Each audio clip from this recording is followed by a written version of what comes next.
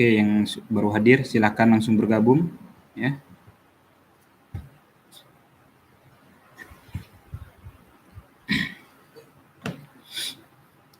A'udzubillahi minasyaitonirrajim.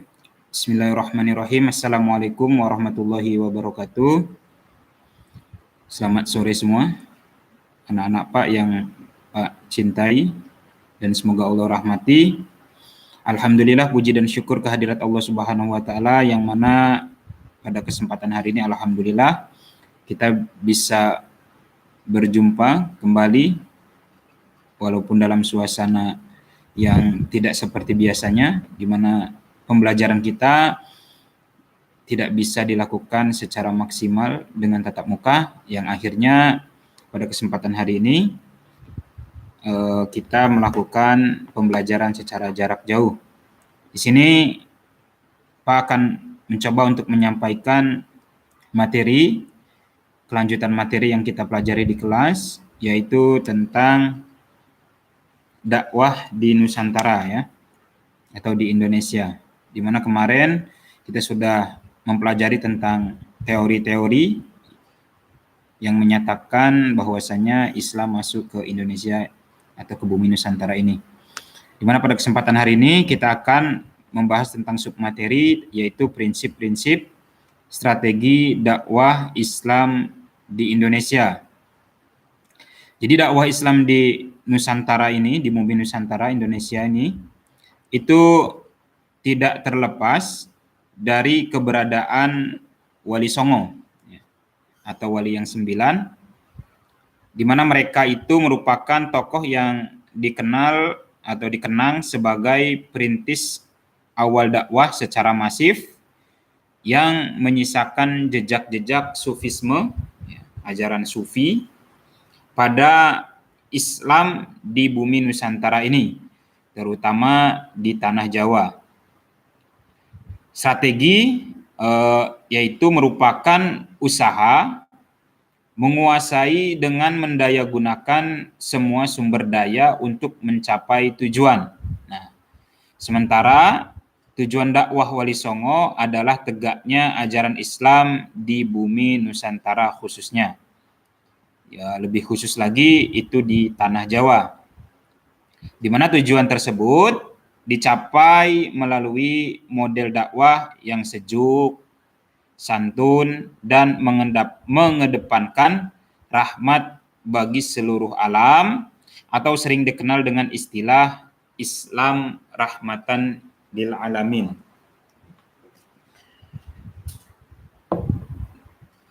Nusantara atau di bumi Nusantara ini itu dikenal dengan budayanya yang sangat tua, ya, kuat dan juga mapan, terutama budaya Jawa, di mana ternyata para wali mampu melakukannya dengan sangat baik dan juga bijak.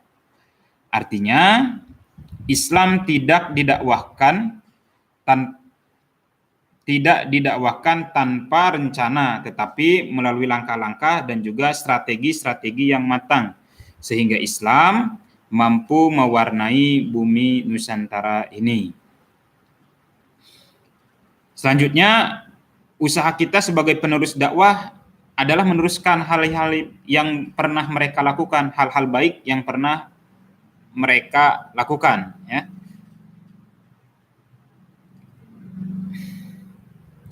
Dan di saat yang bersamaan mengambil hal-hal baru yang membawa kemaslahatan bersama, terutama kemaslahatan umat, di mana prinsip-prinsip atau strategi yang dapat ditempuh diantaranya yang pertama yaitu damai, bijaksana, dan dilandasi dengan keramahan.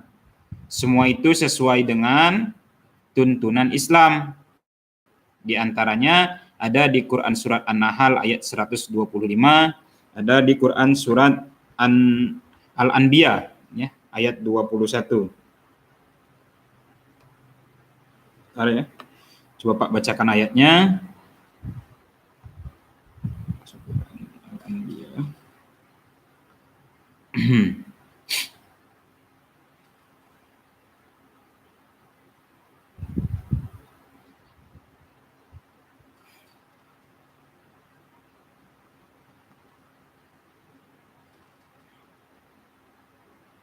A'udzu billahi minasyaitonir rajim. Bismillahirrahmanirrahim. Ud'u ila sabili rabbika bil hikmati wal mau'izatil hasanati wajadilhum billati hiya ahsan. Inna rabbaka huwa a'lamu biman dhalla an sabilihi wa huwa a'lamu bil muhtadin. Yang artinya, serulah manusia kepada jalan Tuhanmu dengan hikmah dan pengajaran yang baik, dan berdebatlah dengan mereka dengan cara yang baik. Sesungguhnya Tuhanmu dialah yang lebih mengetahui siapa yang sesat dari jalannya, dan dialah yang lebih mengetahui siapa yang mendapatkan petunjuk. Di mana di ayat ini dijelaskan bahwasanya dakwah itu tidak harus mesti pakai kekerasan, dengan cara damai pun bisa dilakukan, sebagaimana yang telah dicontohkan oleh para pendahulu kita. Ini di dalam hal ini yaitu para wali ya. Nah, terus selanjutnya strategi yang dilakukan selain dengan cara dakwah yang damai yaitu dengan akulturasi budaya. Artinya penyebaran Islam sangat cepat disebabkan ajarannya itu sangat lentur memasuki tradisi lokal dan mempertimbangkan kondisi masyarakat, sehingga pengaruh ajaran Islam yang sejalan dengan fitrah atau jati diri manusia. Serta adat dapat dijadikan landasan hukum asalkan sejalan dengan aturan Islam, atau bisa dibilang dengan urf ya. Itu di Quran surat Ar-Rum ayat 30 itu dijelaskan juga.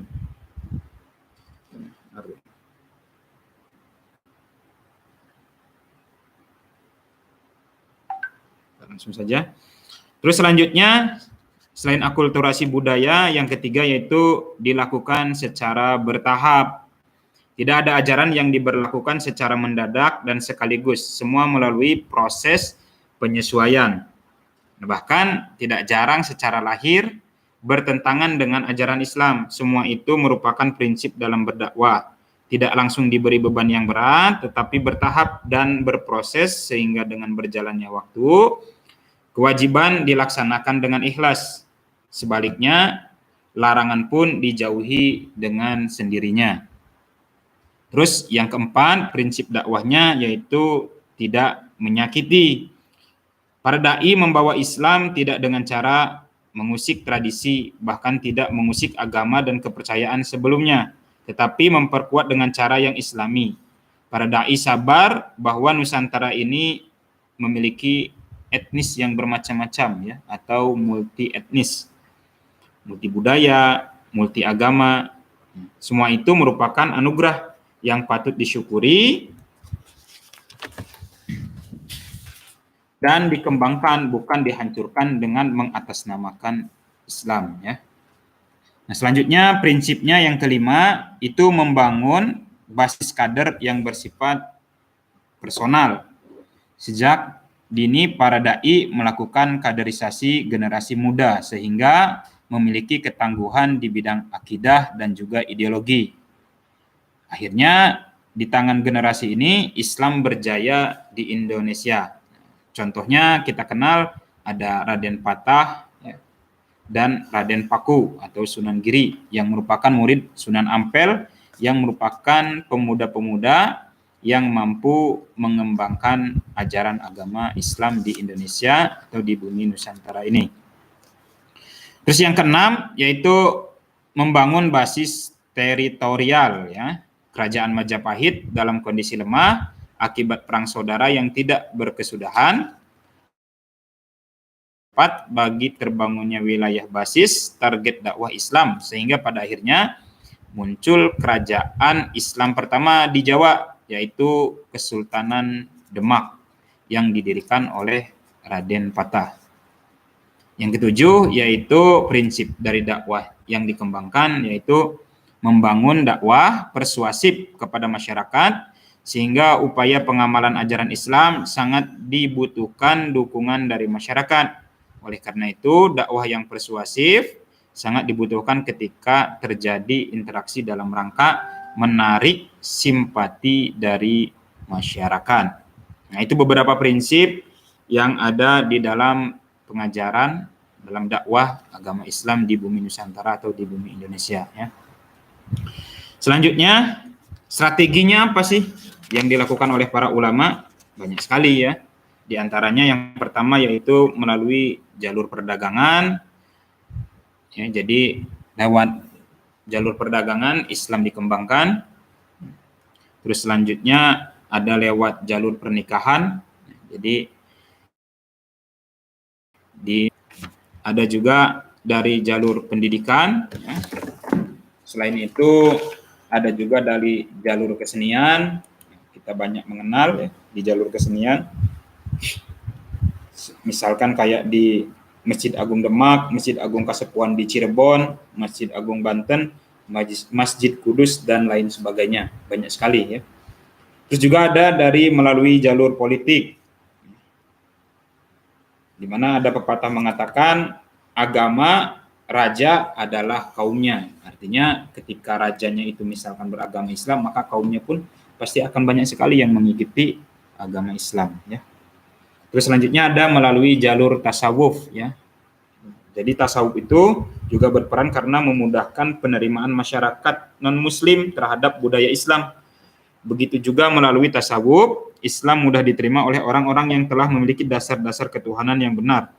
Di mana tasawuf merupakan ilmu yang membicarakan tentang bagaimana cara seseorang untuk mendekatkan diri kepada Allah Subhanahu wa taala melalui penyucian diri ya, atau tazkiyatun nafas ya.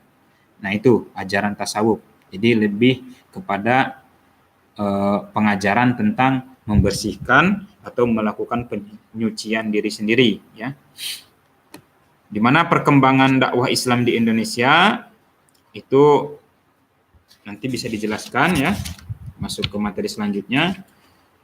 Perkembangan dakwah Islam di Indonesia, pada bagian ini ada kita akan mempelajari secara singkat perkembangan Nusantara. Rincian lebih lengkap itu mungkin bisa dicari di berbagai sumber referensi yang lain ya. Jadi bisa dicari, nanti ada mulai dari perkembangan dakwah Islam di Sumatera, perkembangan dakwah Islam di Pulau Jawa, perkembangan Islam atau perkembangan dakwah Islam di Kalimantan, perkembangan dakwah Islam di Maluku, perkembangan Islam di Sulawesi, perkembangan dakwah Islam di Nusa Tenggara. Nah, itu mungkin nanti bisa dicari, nah ya, karena waktu kita juga tidak bisa banyak, dikarenakan biar tidak terlalu jenuh, ya. Jadi silakan untuk bisa mencari referensi-referensi lain, bisa dibaca, seperti itu.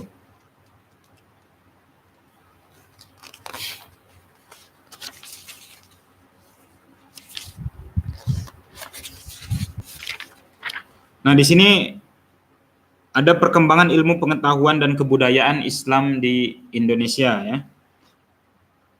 Jadi dakwah yang dilakukan oleh para dai itu tidak menyebabkan hilangnya kebudayaan asli, tetapi justru memperkaya keanekaragaman budaya bangsa Indonesia. Di mana kebudayaan asli yang baik dan sejalan dengan syariat Islam terus dipertahankan serta dikembangkan sesuai dengan pola budaya Islam dalam wujud tadi akulturasi budaya, artinya dimasukkan ke dalam budaya itu. Di sini ada pengaruh dakwah Islam terhadap ilmu pengetahuan dan juga kebudayaan di Indonesia. Di antaranya yang pertama itu pondok pesantren ya. Jadi salah satu cara dakwah Islam adalah melalui jalur pendidikan. Lembaga Islam yang paling berjasa yakni pondok pesantren, di mana lembaga yang sering disebut pesantren ini dipimpin oleh seorang kiai ya kalau di Jawa, atau ajengan di Sunda, dan muridnya itu biasanya disebut dengan santri. Nah, di lembaga ini para santri dididik dengan berbagai ilmu agama ya, mulai dari ilmu akidah, akhlak, fikih, tafsir Quran, hadis, bahasa Arab ya, dan juga berbagai macam ilmu lainnya. Nah, terus selanjutnya perkembangan ilmu pengetahuan dan kebudayaan Islam di Indonesia ada dari seni bangunan ya.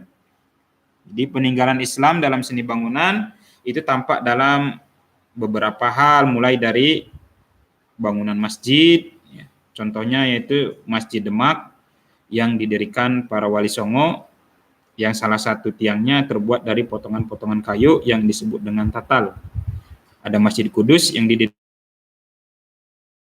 menara menyerupai candi.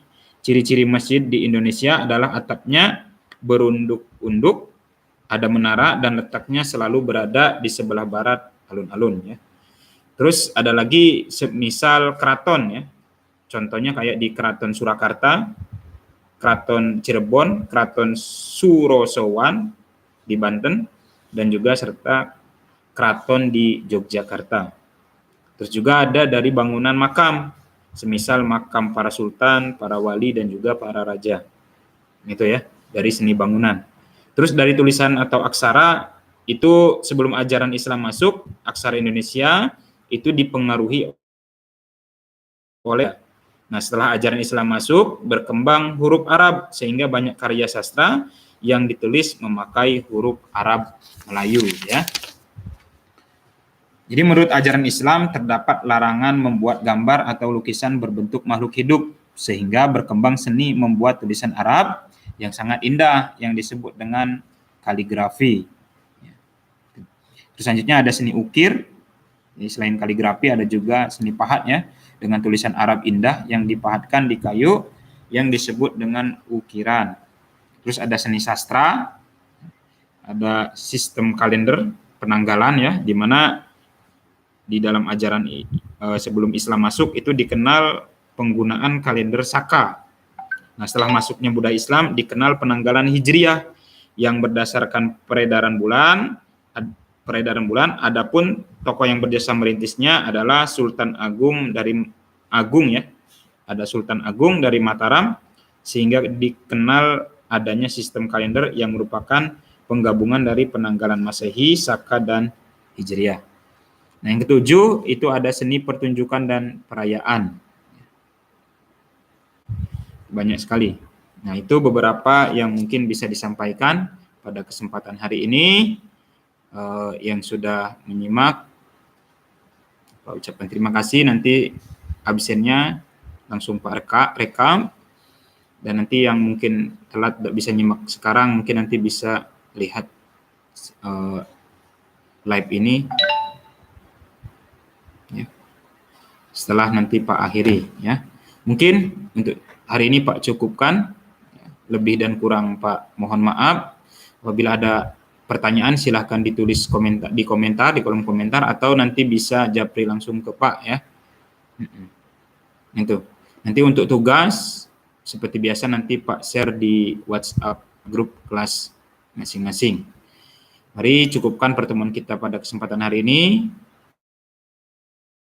Pak, atau ada salah yang penyampaian Pak mohon maaf, murni karena kejahilan dan kebodohannya Pak. Apabila ada yang benar datangnya dari Allah Subhanahu wa taala, mari kita tutup pertemuan kita pada kesempatan ini dengan sama-sama melafazkan doa kifaratul majelis. Bismillahirrahmanirrahim. Subhanakallahumma wa bihamdika asyhadu an la ilaha illa anta astaghfiruka wa atubu ilaik. Akhiri wabillahi taufiq wal hidayah. Assalamualaikum warahmatullahi wabarakatuh. Bahkan yang belum subscribe bisa di-subscribe, ya, bisa di-like, jadi nanti biar berkembang channelnya, jadi lebih dimaksimalkan lagi.